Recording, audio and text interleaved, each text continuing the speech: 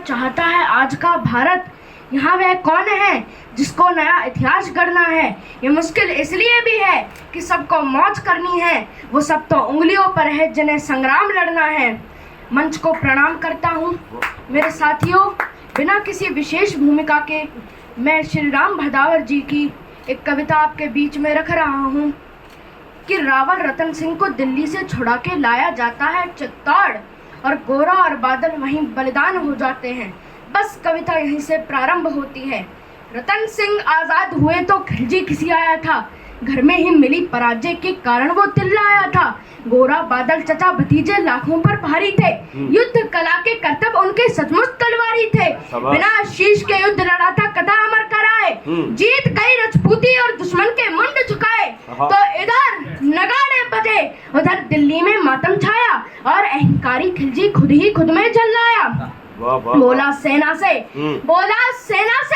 मुस्टंडो जाओ और मर जाना, अपने बेहुदे चेहरे मुझको नहीं दिखाना। दिल्ली जैसे बड़े दुर्ग की रक्षा न कर पाई, चंद सैनिकों के हाथों घर में ही मूंगी खाई। वो आजाद परिंदे से आए और उड़ा ले गए, तुम तलवार न खींच सके वो राजा छुड़ा ले गए। मुझको ललकारा है मैं उसको ललकारूंगा, घर में घुसकर मारा है घर में घुसकर मारूंगा। हाथी घोड़े सजवा लो, भाले पर्चे उठवा लो, सारी तलवारें तीर कटारियों पर धारे लगवा लो। कूच करो चित्तौड़ दुर्ग की घेराबंदी कर दो, जो आंखें पनमन को देखे वो आंखें अंधी कर दो। दबे पांव चित्तौड़ चलो तुम, भनक ना हो दुश्मन को, मैं गर्दन से दूर करूंगा रतन सिंह के तन को। तो खिलजी अपनी सेना लेकर पहुंचा उस माटी में, बलिदानी धरती के ऊपर मेवाड़ी घाटी में। एक मुश्त सेना को रोका, जोरों से चिल्लाया, और कायरों के समूह को ये फरमान सुनाया।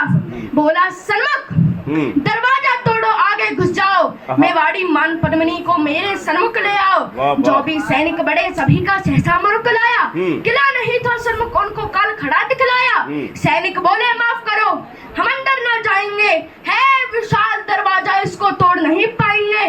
तोड़ पाए महाराज हम अपना कफन सिलेंगे, किले के अंदर सोए हुए मेवाड़ी सिंह मिलेंगे। सोए शेर जगेंगे, सोए शेर जगेंगे तो फिर सबकी रूह लेगी।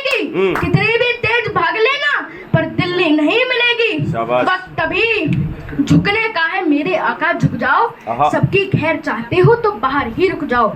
चित्तौड़ दुर्ग दुर्गों का राजा, अंबर सी ऊंचाई, पैदल घूमा तो उम्र गुजर जाए इतनी लंबाई से भी विशाल थी रावल की प्रभुताई से बहुत कठिन थी पनमन की ठकुराई के आगे खिलजी विवश दिखाई पड़ता। किला भेद लेने वाली वे नित्य नीतियां गढ़ता, किंतु किले की उस दृढ़ता का बाह क्या कहना। 8 माह तक रेत छानती रही खिलजिया सेना, दीवार दुर्ग की धड़क रही थी दंगल के जंगल में, और दुष्ट दारुण दुख पाते मेवाड़ी मंगल में। जिधर देखते थे बस केवल रेत दिखाई पड़ता, सन्मुख किला किले सन्मुख रणखेत दिखाई पड़ता। सुनो सहस्त्रों शंकर का सम्मान किले के ऊपर, और एकलिंग महादेव वरदान किले के ऊपर। किला किलेश्वर क्या कमाल था, कुशल कमाल वही था। किला था केवल किला, किले का नाम नहीं था। गुप्तचरों ने देखा और राणा रावल से बोले, पहले सांस संभाली और फिर धीरे से मुंह खोले। बोले हुक्म, किले के बाहर काले घन छाए हैं, खिलजी के कायर सियार द्वारे तक चढ़ाए हैं। खिलजी की सारी सेना है थोड़ी दूर किले से, उस रोज खबर ये रतन सिंह की उतरी नहीं गले से। थे महान बलवान किंतु दिल में खलबली मची थी, उस दिन रावल को गोरा और बादल की कमी खली थी। ऐसा नहीं कि सूर्य चमकना अपना छोड़ गए थे, ऐसा नहीं वो लड़ मरने का सपना तोड़ गए थे, ऐसा नहीं कि शेर मांद में छुप कर बैठ गए थे, ऐसा नहीं कि शत्रु सेना से चुप कर बैठ गए थे। बस केवल एक यही भय था जो उनको रोक रहा था, मानवता का रक्त बहेगा ये डर टोक रहा था। कथा युद्ध की सुनने में रमणीक लगा करती है, मगर समर्थन में शोणित की धार बहा करती है। बच्चे अनाथ होते हैं, बहुएं विधवा हो जाती है, तभी युद्ध की असली सूरत मित्र नजर आती है। तो यही सोचते थे रावल की अगर लड़ाई होगी तो यह सच है कि दुनिया में अपनी ठुकराई होगी। अपनी ठकुराई होगी पर हर जगह बड़ाई होगी, किंतु बड़ाई की कीमत सचमुच योद्धाई होगी। खिलजी की सेना में थे जितने भी लड़ने वाले, उनमें से ज्यादातर थे भारत के रहने वाले भारत के रहने वालों से हरगिज नहीं भिड़ेंगे, जब तक युद्ध टले टालेंगे तत्पश्चात लड़ेंगे। सभा बुलाई गई, सभा बुलाई गई और सारे मंत्री बुलवाए, सच्चे महारथी और योद्धा भी दरबार में आए। कोई कहे शत्रु सन्मुख है रावल देर न करना, और पड़ोसी राजाओं के लिए टेर मत करना। सच्चा शूरवीर वो ही जो मारे या मरता है। कितने भी स्वान सिंह घेरे पर सिंह नहीं डरता है। मृत्यु वो नहीं जो हमको अपने संग लेकर जाए, मृत्यु वो नहीं जो जीवन जीने में आड़े आए। मृत्यु तभी जब कहीं हमारा स्वाभिमान मर जाए, मृत्यु तभी जब हम विपरीत परिस्थिति से डर जाए। राजन क्षमा मगर कहता हूँ कौन मृत्यु होती है। शत्रु अगर ललकारे तो फिर मौन मृत्यु होती है। शत्रु अगर ललकारे तो फिर मौन मृत्यु होती है। शाबाश शाबाश। अरे मातृभूमि है माई, तो माई के लिए लड़ेंगे, जिसमें खेले हैं उस अंगनाई के लिए लड़ेंगे। सत्य सनातनता की प्रभुताई के लिए लड़ेंगे, अरे किसी और के लिए नहीं, भाई के लिए लड़ेंगे।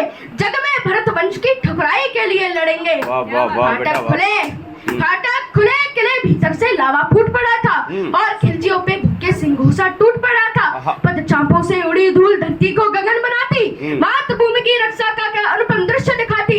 हर हर महादेव की धुन से गुंजित हुई दिशाएं, तभी अग्नि की तेज रपट सी चलने लगी हवाएं। बढ़े कान से हाथ मिलाने सर पर कमल लपेटे, आज चले आखेट खेलने एक लिंग के बेटे। तो आसमान विष भुने हुए बाणों को उगल रहा था, और काल में तीव्र गति से जीवन निकल रहा था।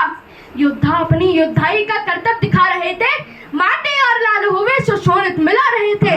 उस रोज दामिनी भालों की नौकों संग खेल रही थी, और कालिका स्वयं स्वर्ग से रक्त उड़ेल रही थी, और कालिका स्वयं स्वर्ग से रक्त उड़ेल रही थी। तो आज तो स्वाभिमान की एक कथा रणमित्र गढ़ी जाती है। इधर किले के भीतर भी एक जंग लड़ी जाती है। साका इधर उधर जोहर का तालमेल अलबेला, मातृभूमि की रक्षा का क्या हुआ खेल अलबेला। स्नान ध्यान के बाद हाथ जब एक लिंग के जोड़े, लगे भवानी पहने थे जब लाल रंग के जोड़े। लाल रंग के जोड़ों संग सारे श्रृंगार किए थे, और सारे श्रृंगार माता ने अंतिम बार किए थे। पहला श्रृंगार आंख में जब काजल की धार लगाई, अश्रु छलकना पड़े तभी लक्ष्मण रेखा बनवाई। दूसरा श्रृंगार होठ पर माने लाली को लगवाया, अंगारों से अधर हो गई अग्निकुंड तहकाया। तीसरा श्रृंगार माता ने माथे पर बिंदी को धारा, ऐसा लगा माता ने मस्तक पर दिनकर अवतारा। चौथा श्रृंगार मात पद्मिनी का आज विश्व ने देखा, जब माने माथे पर डाली स्वाभिमान की रेखा। श्रृंगार पांचवा हाथों की मेहंदी में बोल रहा था, स्वाभिमान का रंग नई पीढ़ी में घोल रहा था। छठवां श्रृंगार कण कुंडल मनवाने लटक रहे थे, जैसे कोई देशभक्त दीवाने लटक रहे थे। श्रृंगार सातवां नथी ने क्या मर्यादा धार रही थी, उसके आगे पवित्रता भी खुद को हार रही थी। श्रृंगार आठवां स्वाभिमान की रेखा ढाक रहा था, और मर्यादा के दर्शन को बाहर झांक रहा था। अब तक रण में राजपुतानी खेल आपने देखा, लेकिन नहीं भुलाया जा सकता जौहर का लेखा। नहीं भुलाया जा सकता बलिदानी ज्वालाओं को, नहीं भुलाया जा सकता 16,000 माओं को, नहीं भुलाई जा सकती कन्याओं की अटकेली, नहीं भुलाई जा सकती वो दुल्हन नई नवेली, नहीं भुलाई जा सकती वो गर्भवती योद्धानी, नहीं भुलाई जा सकती कभी पद्मिनी रानी, नहीं भुलाई जा सकती कभी पद्मिनी रानी। बहुत बहुत धन्यवाद। जय हिंद, जय भारत।